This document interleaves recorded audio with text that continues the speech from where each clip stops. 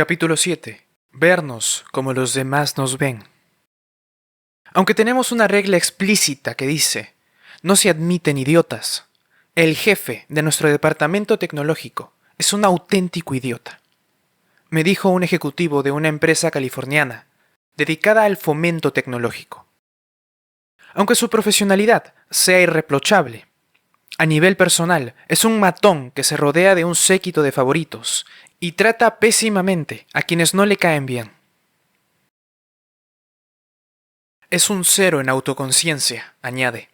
No se da cuenta de ello y, apenas se lo señalas, se defiende, culpa a otro, se enfada o dice que el problema es tuyo.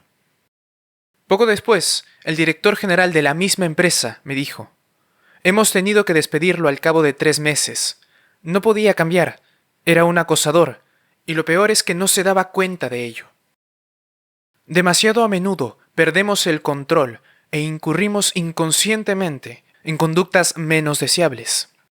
Y, si nadie nos advierte de ello, seguimos actuando del mismo modo. Una prueba de fuego de la autoconciencia es la llamada evaluación de 360 grados, que consiste en pedir a alguien que se valore a sí mismo en un rango de conductas o rasgos concretos y comparar luego su autoevaluación con la proporcionada por una docena aproximada de personas a las que se ha encomendado la misma tarea. Son personas que el implicado ha elegido porque lo conocen bien y respeta su buen juicio, y que, dado el anonimato, pueden manifestar sinceramente sus opiniones.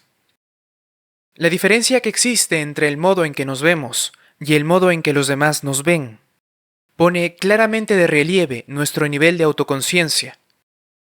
Existe una curiosa e interesante relación entre el poder y la conciencia de uno mismo, y es que, si bien es poca la distancia que hay al respecto entre los trabajadores pertenecientes a un nivel inferior, esa separación aumenta cuanto mayor es el rango que, en el seno de la organización, ocupa la persona evaluada. Y de ello cabe inferir también que la conciencia disminuye cuanto más elevado es el rango que uno ocupa en la jerarquía de la organización. Una teoría explica esa distancia, aduciendo que, a medida que aumenta el poder que la persona tiene en una organización, se estrecha el círculo de quienes están dispuestos o son lo suficientemente honestos como para admitir sus rarezas. Y también hay los que tan solo niegan esos problemas o ni siquiera pueden verlos. Sea cual fuere la razón, los líderes desconectados se consideran más eficaces que sus subordinados. Su falta de autoconciencia les despoja de indicios, como bien ilustra en ese sentido la serie de televisión titulada La Oficina. La evaluación de 360 grados nos proporciona una forma distinta de autoconciencia, que nos ayuda a vernos a través de los ojos de los demás. Esto es algo que el poeta escocés Robert Burns expresó perfectamente en el siguiente poema. Ah, si nos fuera dado el poder de vernos como los demás nos ven, ¿de cuántos disparates y necedades nos libraríamos? Una visión más irónica es la ofrecida por W. H. Auden, al observar que, para poder amarnos a nosotros mismos, creamos una imagen mental positiva, descartando selectivamente lo que menos halagador resulta, y acentuando, por el contrario, lo más admirable. Y, luego, añade que también tratamos de crear en la mente de los demás una imagen parecida para que puedan querernos. Por su parte, el filósofo George Santayana cerró el círculo diciendo que poco importaría lo que los demás pensaran de nosotros, de no ser porque, una vez lo sabemos, ese conocimiento tiñe profundamente la visión que tenemos de nosotros. Los filósofos sociales han denominado, entre comillas, yo que se mira en el espejo, a este efecto que refleja cómo imaginamos que los demás nos ven.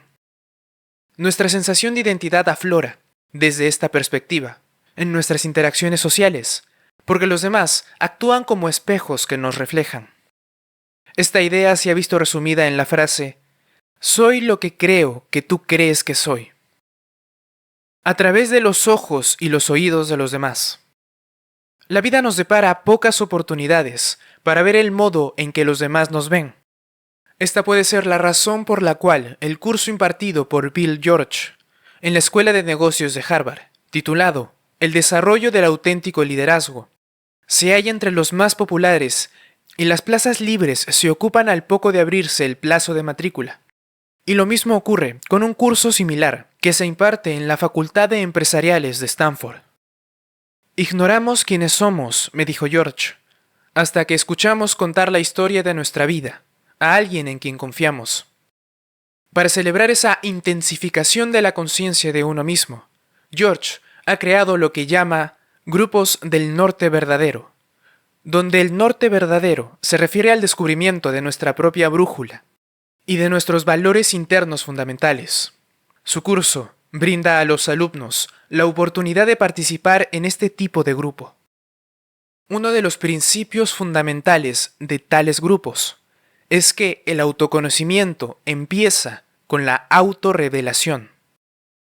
Estos grupos, de los que cualquiera puede formar parte, son tanto o más abiertos que los grupos de 12 pasos o los grupos de terapia, y proporcionan, según George, un entorno seguro en el que los miembros abordan cuestiones personales que no pueden mencionar en ningún otro lugar, ni siquiera entre sus familiares más cercanos.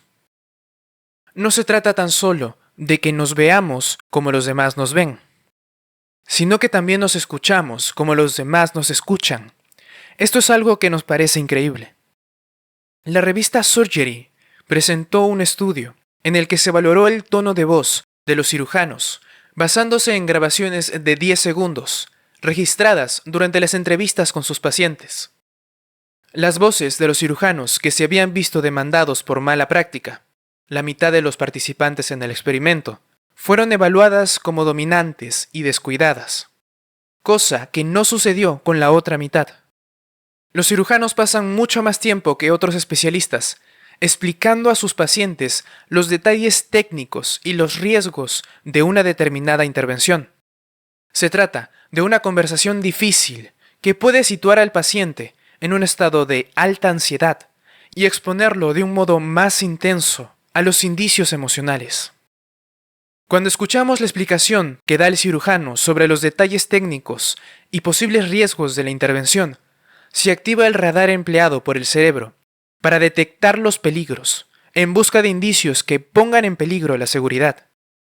Esa intensificación de la sensibilidad puede ser una de las causas por las cuales el grado de empatía y preocupación transmitido por la voz del cirujano, o su ausencia, mejor dicho, constituye un excelente predictor de si, en el caso de que las cosas vayan mal, acabará siendo denunciado.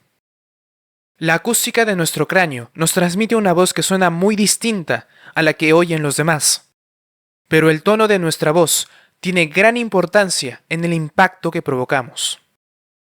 La investigación realizada al respecto ha puesto de relieve que, cuando las personas reciben, en un tono de voz amable y coloquial, un mindfulness negativo sobre su trabajo, se quedan, a pesar de ello, con un sentimiento positivo. Y, de manera parecida, las buenas noticias transmitidas con un tono distante y frío dejan en el paciente un mal sabor de boca. Un remedio propuesto por el mencionado artículo de Surgery consiste en proporcionar a los cirujanos una grabación de audio de su voz durante la entrevista con un paciente, para que teniendo, de ese modo, la posibilidad de escucharse como los demás lo escuchan, aprendan a expresar empatía y cuidado. El pensamiento grupal. Puntos ciegos compartidos. En los inicios de la crisis económica de los productos de inversión basados en las llamadas hipotecas basura, se entrevistó a un financiero cuyo trabajo había consistido precisamente en la creación de esos mismos productos. En esa entrevista explicó que su trabajo rutinario había sido tomar grandes cantidades de tales hipotecas, las menos malas, las no tan buenas y las francamente pésimas. Luego, debía repetir la misma operación y acabar creando, con cada uno de los grupos así organizados, productos de inversión derivados de ellos. Y su respuesta a la pregunta de ¿quién querría comprar ese tipo de productos fue: idiotas, claro está. Pero lo cierto es que la gente, aparentemente muy inteligente, que, ignorando las señales de que estos productos derivados no merecían la pena, y subrayando lo que pudiera apoyar tal decisión, invirtieron dinero en ellos. Cuando quien ignora las evidencias que apuntan en sentido contrario no es un individuo, sino un grupo, se habla de pensamiento grupal. La necesidad implícita de sustentar una determinada opinión, descuidando aspectos esenciales que apuntan en sentido contrario, genera puntos ciegos que desembocan en decisiones equivocadas. El círculo interno del presidente George W. Bush y su decisión de invadir Irak, basándose en su supuesta posesión de armas de destrucción masivas, nos proporcionan un ejemplo clásico en este sentido. Y lo mismo sucede también con los círculos de jugadores en bolsa, que alentaron el colapso de los productos de inversión derivados de las hipotecas. Ambos ejemplos de catástrofes provocadas por el pensamiento grupal se refieren a grupos aislados de personas responsables de decisiones que no se formularon las preguntas adecuadas o que, entrando en una espiral de autoafirmación, ignoraron los datos que apuntaban en otra dirección. La cognición se halla distribuida entre los miembros de un grupo o de una red, de modo tal que, mientras algunas personas se especializan en una determinada tarea, otras desarrollan fortalezas complementarias. Cuanto más libremente fluya la información al grupo y entre sus distintos integrantes, más adecuadas serán sus decisiones. Pero el pensamiento grupal nace del engaño compartido, implícito, de creer que ya sabemos todo lo que debemos saber. Una empresa dedicada a la gestión de inversiones de personas muy ricas proporcionó a Daniel Kahneman un auténtico tesoro, que consistió en los resultados de inversiones realizadas durante 8 años por 25 de sus asesores financieros. Esta investigación llevó a Kahneman a advertir que no existía relación alguna entre el éxito obtenido año tras año por un determinado asesor, o dicho en otras palabras, que ningún asesor gestionaba mejor que los demás el dinero de sus clientes. Su conclusión fue que sus resultados no demostraban ser mejores que los debidos al azar. Lo curioso era que todo el mundo, a pesar de ello, se comportaba como si tuviese una habilidad especial, y los que mejor desempeñaban ese papel eran los que obtenían, cada año, dividendos más sustanciosos. Finalizada la investigación, Kahneman acudió a una cena con los miembros de la junta directiva de la empresa en la que les informó su conclusión, que estaban recompensando la suerte, como si de una habilidad se tratara. Cuando los altos mandos oyeron esa noticia, que debería haber provocado un auténtico revuelo, siguieron cenando tranquilamente. Kahneman concluye: no tengo la menor duda de que, después de ocultar bajo la alfombra las implicaciones de mi investigación, siguieron con los mismos hábitos de siempre. Cuando la ilusión de habilidad, profundamente inserta en la cultura del mundo financiero, se pone en cuestión, datos que desafían creencias arraigadas y amenazan, por tanto, el sustento y la autoestima de la gente, se ven sencillamente soslayados. Remontándonos ahora a los años 70 y al movimiento de los derechos civiles que bullía en el sur, participé activamente en mi ciudad natal de California, en el boicot a una tienda de comestibles que, por aquel entonces, no contrataba a trabajadores afroamericanos. Pero no fue hasta años más tarde cuando oí hablar del trabajo de John Ogbu, un antropólogo nigeriano afincado en Berkeley, que había venido a estudiar lo que él llamaba sistema de castas, y que yo entendí como una especie de segregación de facto.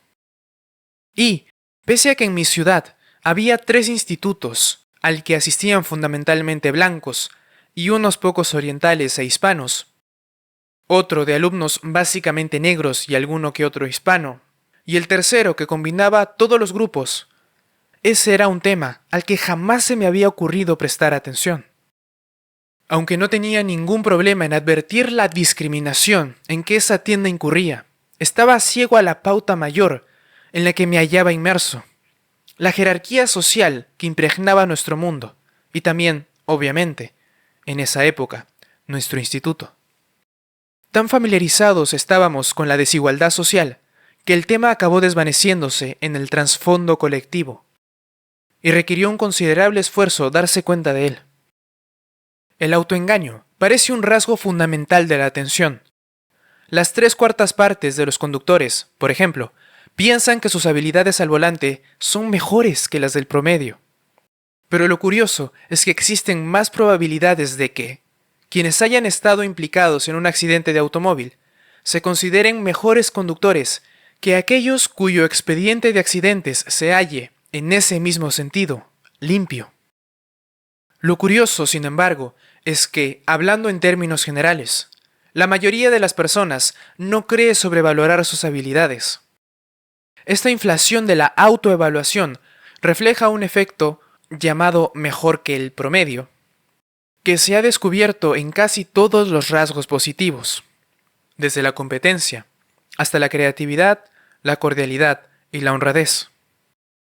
Leí el fascinante relato de Kahneman en su libro Pensar rápido, pensar despacio, mientras estaba en un vuelo de Boston a Londres, durante el cual estuve conversando con el vecino de pasillo que, al ver la cubierta, me dijo que tenía la intención de leer el libro, mencionando de pasada que era asesor de inversiones de gente muy adinerada. Mientras nuestro avión recorría la larga pista de aterrizaje de Heathrow y nos dirigíamos hacia la puerta de salida, le resumí los puntos centrales, incluido el caso recién mencionado, subrayando que la conclusión parecía implicar que esa industria estaba recompensando la suerte como una habilidad. Supongo, replicó entonces mi interlocutor, encogiéndose de hombros, que ahora ya no tendré que leer el libro, poniéndose así de relieve la misma indiferencia con la que la empresa financiera había recibido los resultados de la investigación de Kahneman. Como él mismo concluyó, la mente parece tener dificultades en digerir datos tan desconcertantes. Requiere metacognición, es decir, conciencia de la conciencia. Arrojar luz sobre lo que un grupo ha sepultado bajo la alfombra de la indiferencia o de la represión. La claridad empieza dándonos cuenta de aquello que no advertimos y dándonos cuenta también de que no nos estábamos dando cuenta. Los riesgos inteligentes se basan en amplias e interminables recopilaciones de datos que se contrastan con una sensación visceral, mientras que las decisiones estúpidas se toman partiendo de una base de datos muy limitada. El comentario sincero de las personas en las que confiamos y en las que respetamos crea una suerte de autoconciencia que nos protege de datos sesgados y creencias cuestionables. Otro antídoto del pensamiento grupal consiste en ampliar nuestro círculo de contactos más allá de nuestra zona de confort y contar con información fiel que, vacunándonos contra el aislamiento en el interior del grupo, nos protege del autoengaño. La diversificación inteligente va más allá de equilibrar el género y el grupo étnico, hasta llegar a incluir un amplio elenco de edades, clientes o consumidores, y a todos aquellos que puedan ofrecernos una nueva perspectiva. En los orígenes de nuestra empresa, nuestro servidor cayó, me contó un ejecutivo de cierta empresa de computación en la nube. Y, cuando nuestros competidores se enteraron, no tardamos en recibir un montón de llamadas preguntándonos lo que estaba ocurriendo, a las que, como no sabíamos qué decir, no respondíamos. Entonces un empleado, un periodista, propuso la solución creativa de crear una website llamada Trust Cloud, en la que comentamos con total transparencia lo que estaba ocurriendo, cuál era el problema y los pasos que estábamos dando para resolverlo lo antes posible. Se trataba de una idea extraña para los ejecutivos de nuestra empresa, procedentes en su mayoría de empresas del sector tecnológico, donde el secreto era una rutina básica. Pero la creencia implícita de que debían mantener el problema en secreto era una semilla de pensamiento grupal que podía acabar germinando. Apenas nos tornamos transparentes, añadió el ejecutivo, el problema se desvaneció y, cuando nuestros clientes se dieron cuenta que podían saber lo que estaba ocurriendo, dejaron de llamar. Y es que, como en cierta ocasión dijo Félix Frankfurter, presidente del Tribunal Supremo de los Estados Unidos. La luz del sol es el mejor de los desinfectantes.